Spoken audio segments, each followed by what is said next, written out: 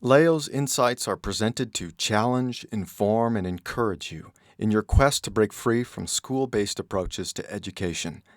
Building upon a foundation of unschooling, we sincerely hope these insights help you to consider how education can be truly unlimited.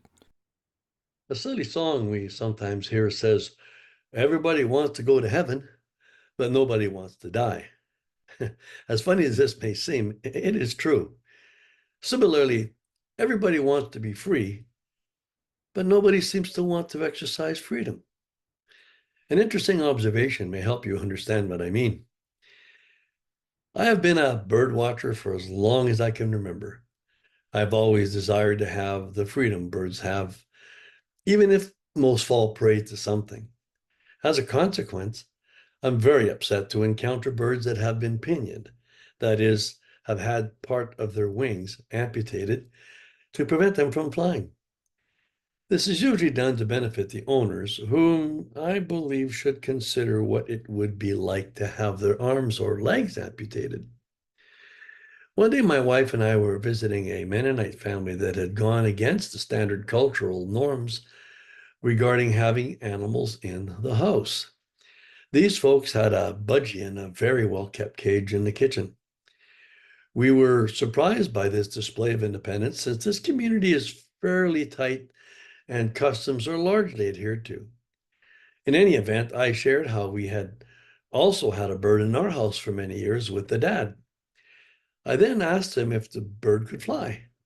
He replied that he thought so, but had never actually seen the bird fly. I was a bit surprised, as we had let our cockatiel fly about the house every once in a while when we had him. I then asked why he had never let the bird out of the cage. What transpired next was simply incredible and instructive. The dad got up and opened the cage so the bird could demonstrate that he knew how to fly. But the bird didn't.